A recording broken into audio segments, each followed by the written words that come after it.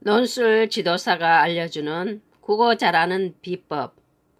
오늘은 박지원의 허생전을 하겠습니다.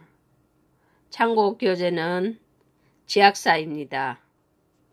오른쪽 맨 하단에 구독 버튼이 있습니다. 클릭해 주시면 더 좋은 동영상으로 보답하겠습니다. 논술 지도사 1급 자격증입니다. 제가 하는 국어 관련 유튜브는 국어 수능 대비에 가장 쉬운 방법입니다. 저를 따라서 해보시고 오른쪽 맨 하단에 구독 버튼을 부탁드립니다. 다음은 박지원의 허생전을 하겠습니다. 그 전에 허생전에 핵심 노트를 한번 해보겠습니다. 그 전에 먼저 글쓴이 박지원에 대해서 한번 알아보겠습니다. 박지원은 1737년에서 1805년 사이에 생존하였으며 호는 연암입니다. 조선 후기의 문신이자 학자, 진보적 사상가로서 북학론을 주장하였습니다. 이용후생의 실학을 강조하였습니다. 여러 작품을 통해 고루하고 무능한 양반들의 모습을 풍자하였으며 독창적이고 사실적인 문장을 구사하여 문체혁신의 표본이 되었습니다. 문집으로 연암집이 있고 대표적인 작품으로 양반전, 허생전, 호질이 있습니다. 다음은 허생전의 내용을 간단하게 핵심 노트로 알아보겠습니다. 허생전은 박지원의 실학사상이 원숙한 경지에 이르렀을 때 쓰인 작품으로 날카로운 현실 비판 정신과 작가의 이상향에 대한 추구가 잘 드러나 있습니다. 박지원은 주인공 허생을 통해 당시 조선사회가 안고 있던 정치적, 경제적 제도의 취약점과 모순을 고발하고 있으며 실학적인 세계관과 청나라의 실용적인 문물을 수용할 것을 주장하고 있습니다. 아울러 허생과 이완의 대화 내용을 통해 당시 집권층의 편협함과 허위성을 비판하고 인재 등용의 불합리성과 부도덕성을 지적하고 있습니다. 핵심 정리를 해보겠습니다.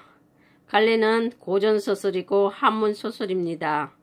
그리고 풍자소설입니다. 성격은 현실 비판적 풍자적입니다.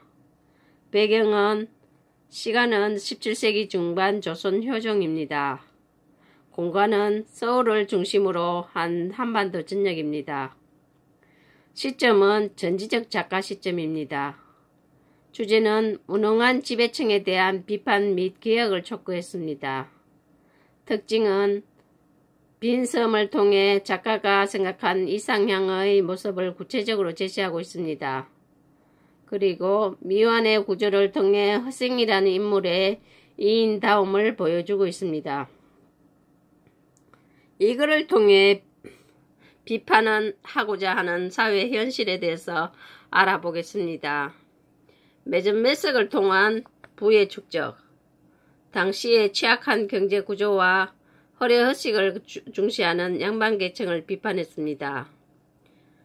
그리고 빈섬을 통한 이상향의 건설, 모두가 행복하게 살 수 있는 이상적인 사회와 해외 무역의 가능성을 제시하는 동시에 허례허식과 공리국론에 빠져있던 당시의 식자층을 비판했습니다. 그리고 이완에게 제시한 세 가지 방법은 올바르지 않은 인재 등용 방법, 체면에 얽매여 실리를 취하지 못하는 점, 다음은 북벌론의 허구성을 비판한 것입니다.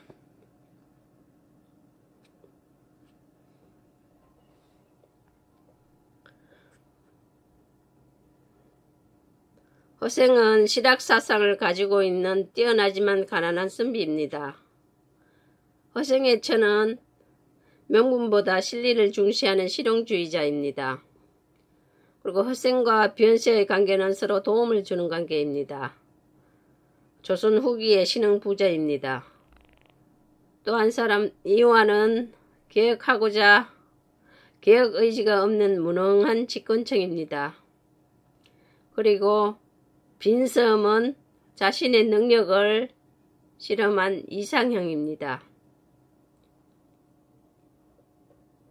허생전의 창작 배경은 이 작품이 창작된 18세기 후반은 중세에서 근대로 이행하던 역사적 전환기로서 경제적으로는 부의 축적과 집중화가 가속되면서 새로운 신분계층이 생기고 사회 변동이 심화되었으며 사상적으로는 성리학의 비현실성을 문제삼아 실생활에 관심을 둔 실학이 꽃을 피우고 있던 시기입니다. 또한 병자호란의 치욕을 갑자는 호울 좋은 고아래 반청 감정을 부채질하여 기득권을 유지하고 내부적인 모순은 눈감아 버리는 등 위정자들의 실정이 자행되던 시기입니다. 빈섬에서 허생이 구현하고자 한 사회는 기본적 윤리를 바탕으로 한 농경사회입니다. 허생은 장유유서와 같은 기본 윤리를 지킴으로써 백성들 사이에 질서를 유지하고 농경을 통해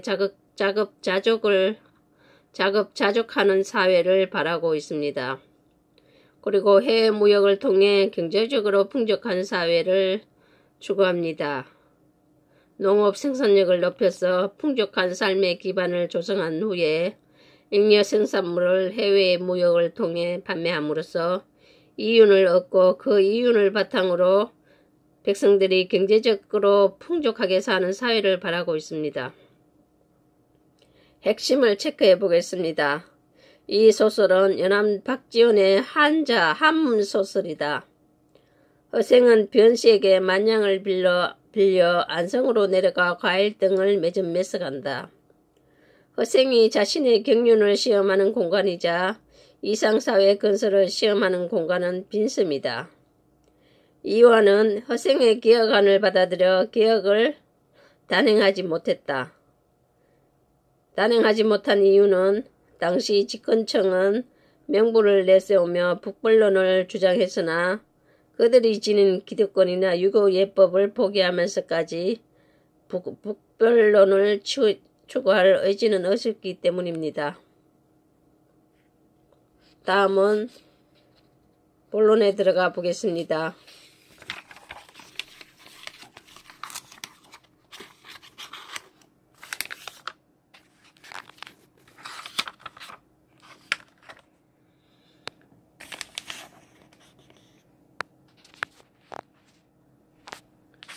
교과서 39쪽입니다. 허생은 묵적골에 살았다. 묵적골이란 당시 몰락한 남인들이 모여 살던 장소입니다. 실제 지명을 활용해 현실성을 부여했습니다. 곧장 남산 밑에 닿으면 우물 위에 오래된 은행나무가 서있고 은행나무를 향하여 살인문이 열렸는데 두둑한 초기는 비바람을 막지 못할 정도였다.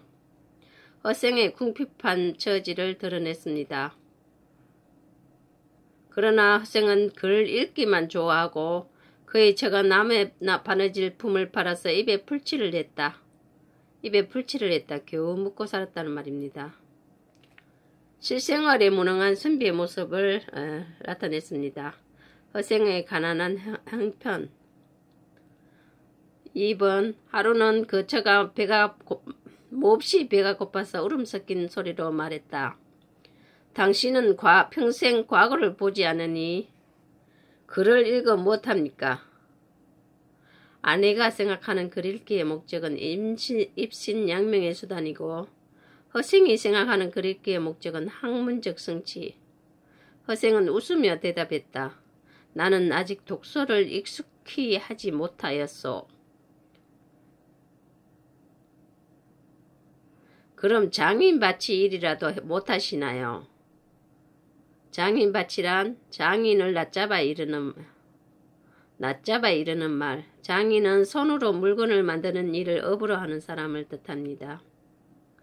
생계 유지를 위해 천한 일이라도 해야 함. 아내의 실용적 사고를 나타냅니다. 장인밭이 일은 본래 배우지 않은 걸 어떻게 하겠소? 할 수 없다는 말입니다. 양반의 무능을 나타냅니다. 그럼 장사는 못하시나요? 장사는 미천이 없는 걸 어떻게 하겠소? 사는 공상 중 가장 아래 신분입니다. 저는 왈칵성을 내며 소리쳤다. 남편의 경제적 무능에 대한 분노입니다. 밤낮으로 글을 읽더니 기껏 어떻게 하겠소 소리만 배웠단 말이요. 말씀이요. 장인밭이 일도 못한다. 장사도 못한다면 도둑이라도 못하시나요?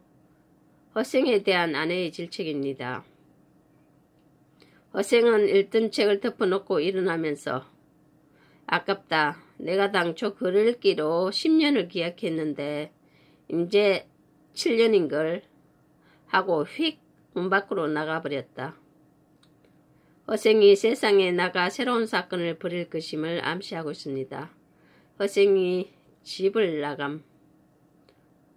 발단은 아내가 공부만 하던 허생의 경제적 무능을 질책하자 허생이 집을 나가는 것입니다. 4. 허생은 거리에 서로 알만한 사람이 없었다. 7년간 글만 읽었기 때문입니다. 바로 운종가, 조선시대의 종로 네거리 중심. 운종가로 나가서 시중, 시내의 사람을 붙들고 물었다. 누가 서울성 중에서 제일 부자요? 변씨를 말해주는 이가 있었어.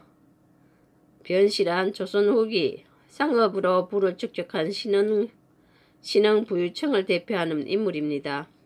허생이 곧 변씨의 집으로 찾아갔다. 허생은 변씨에 대하여 길게 업하고 말했다.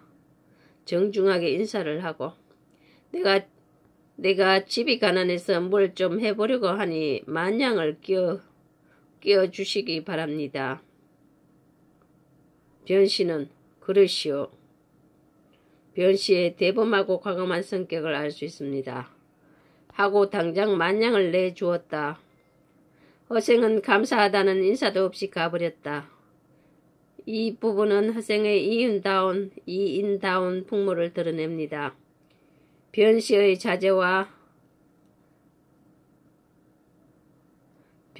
집의 자제와 손들이 허생을 보니 거지였다. 실띠의 술이 빠져 너덜너덜 하고 허생의 초라한 행색을 말합니다.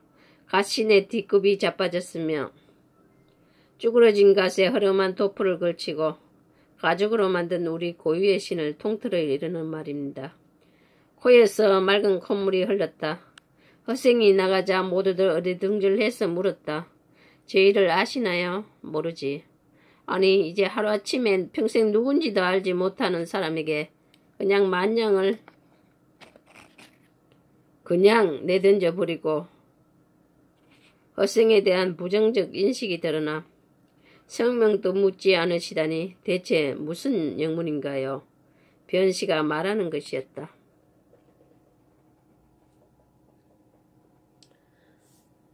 이건 너희들이 알 바가 아니다. 대체로 남에게 무엇을 빌리러 오는 사람은 어뢰 자기 뜻을 대단히 선전하고 호언장담, 신용을 자랑하면서 비굴한 빛이 얼굴에 나타나고 교훈영색, 신용을 자랑하면서 자화자찬, 말을 중언부언하게 마련이다. 이미 한 말을 자꾸 되풀이함 또는 그런 말.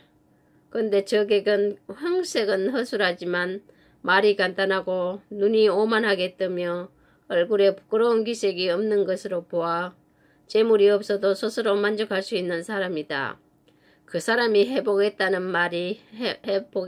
일이 작은 일이 아닐 것임에 나 또한 그를 시험해 보려는 것이다. 안 주면 모르되 이왕 만냥을 주는 바에 성명은 무엇을 하겠느냐. 변씨의 대범하고 허탕한 성격이다.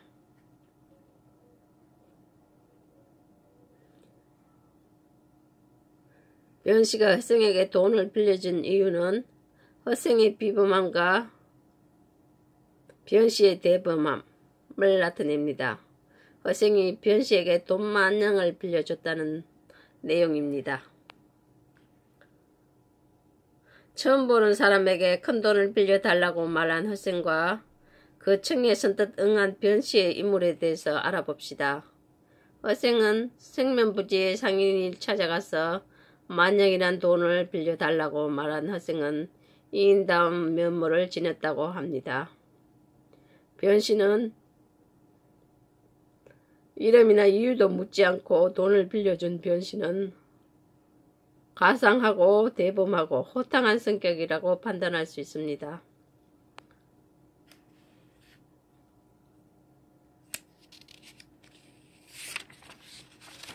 다음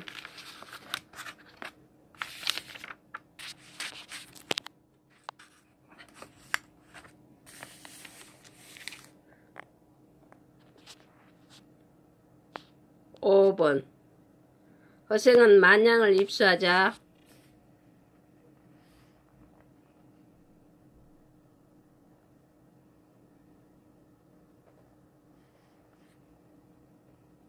자기 집에 들르지도 않고 자기 바로 안성으로 내려갔다. 안성으로 내려간 이유는 상품의 집산지라 장사하기 좀. 안성은 경기도 충청도 사람들이 마주치는 곳이요. 삼남, 충청도, 전라도, 경상도의 길목이기 때문이다. 거기서 대추, 밤, 감, 배며, 석류, 굴, 유자 등 속의 과일을 모조리 2배의 값으로 사들였다. 과일을 매점매석합니다. 허생이 과일을 몽탕스럽기 때문에 온 나라가 잔치나 제사를 못 지낼 형편에 이르렀다.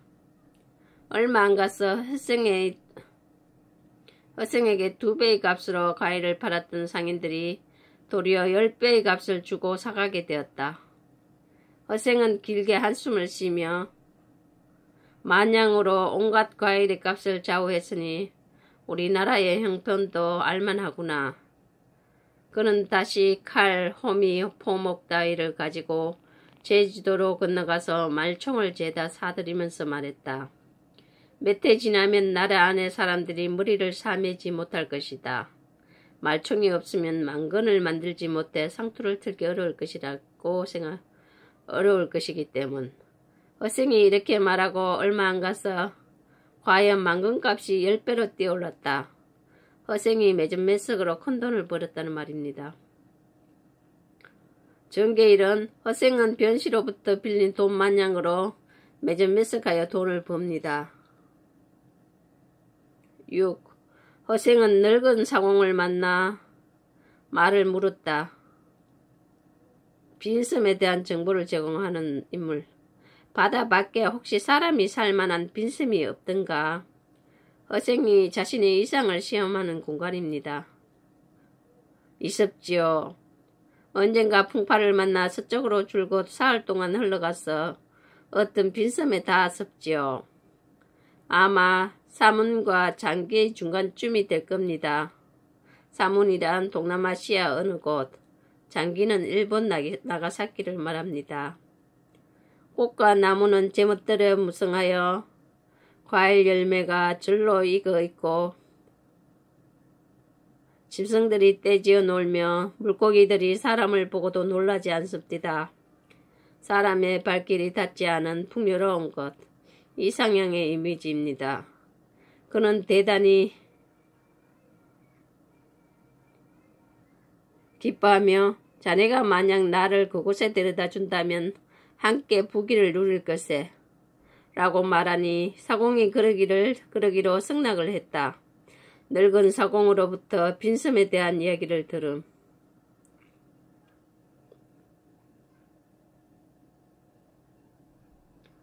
허생의 사고방식은 사공은 사람도 없는 섬에서 누구와 살려고 하고 묻습니다. 허생은 덕이 있으면 사람이 절로 모인다고 답합니다. 허생은 유교의 덕지주의를 지향하고 있습니다.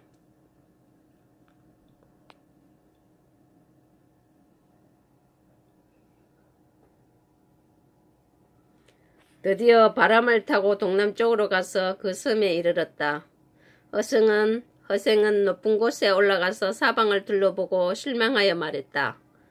땅이 천리도 못 되니 무엇을 해보겠는가. 빈섬의 단점입니다. 토지가 비옥하고 물이 좋으니 단지 부가공원 될 수 있겠구나. 부잣집의 늙은 주인. 텅 빈 섬에 사람이라곤 하나도 없는데 대체 누구와 더불어 사신단 말씀이요. 사공의 말이었다. 덕이 있으면 사람이 절로 모인다네. 허생의 유교적 덕지주의를 지향함. 사람이 없는 것이야 근심할 것이 있겠나. 허생이 늙은 사공과 함께 빈섬을 찾아가 살펴본. 글쓴이가 허생의 상행위를 통해 비판하고자 하는 것은 양반의 허례허식, 조선 경제 구조의 취약함을 나타냅니다. 덕이 있으면 근심할 것이 있겠느냐? 란 말은 덕이 있으면 항상 따르는 사람이 있으므로 덕을 쌓는 것이 중요하다는 것을 의미합니다. 오른쪽 맨 하단에 구독 버튼이 있습니다. 클릭해 주시면 더 좋은 동영상으로 보답하겠습니다.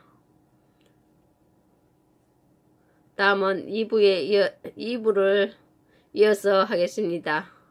감사합니다.